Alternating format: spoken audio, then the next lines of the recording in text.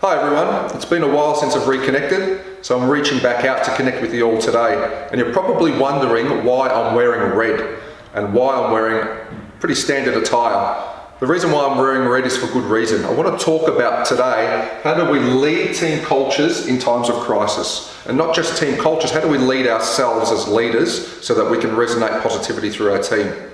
Now it's a really important time, and the reason why I'm wearing red is because it relates to one of the 7 layers of team culture and one of the 7 layers of our own evolution. Red is related to our base foundational layer of feeling safe.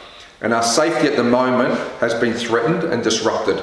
And if you like, our organisation, many organisations out there, it has really disrupted the way that we engage our communities, our clients, even our families. So what I want to talk about is how do we lead through a time of crisis? And what do we need to bring and focus our attention on within ourselves and our teams so that we can grow through this challenge and move past it and come out of it, emerge in a stronger way and re-engage the people in our community. Now there was another 6 layers besides feeling safe.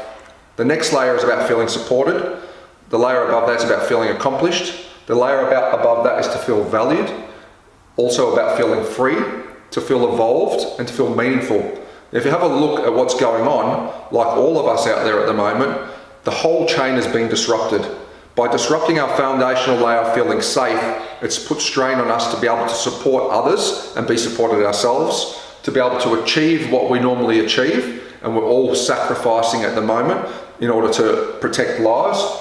To feel valued, there's less interaction with people. Some people are potentially even feeling lonely out there because there's not the connection we normally have. To feel free is definitely challenged at the moment. As we lock ourselves down, we can't go about our normal free-flowing patterns and connecting with the community.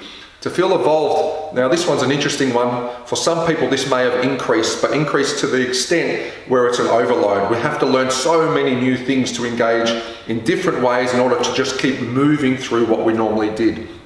And the last one is to feel meaningful. So our sense of purpose and contribution to the community can be jeopardized, but in some cases, particularly in the healthcare industry, it can be heightened. Now every person and every team is quite unique. And what we want to talk about in this upcoming workshop is how do we drive engagement so that every person in our team is engaged in the best way they can possibly be, so that they're feeling fulfilled and that we're getting the best outcomes we can. We want to talk about, well, what is the cost of this disengagement? At the moment, time, money and resources are so precious. A lot of our organisations have had to unfortunately go through some redundancies and let go of some people within the teams. And some of us may have even experienced that. If you're a consultant, you may have dried up in your workload to be able to provide service to your clients. What we want to do is empower every leader, every person out there with clarity about what are the things that we need to focus on for the people that are working towards providing solutions. And we also want to understand how can you influence those teams and those clients as a leader. How can you provide them clarity and insight onto what exactly is needed for that unique team culture and the people within it and yourself in this time of crisis, so you can use your precious time and resources to navigate through this and emerge through this a stronger organisation and re-engage the people, the community, and at large provide the services and contribution.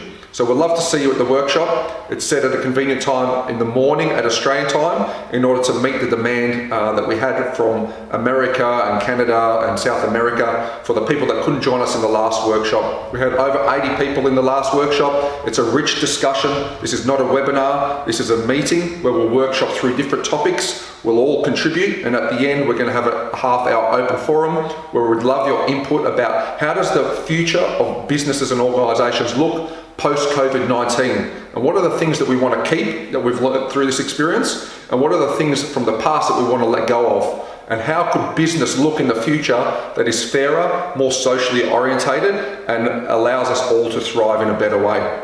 We look forward to seeing you there. Thanks for taking the time to listen, and we'll speak to you soon.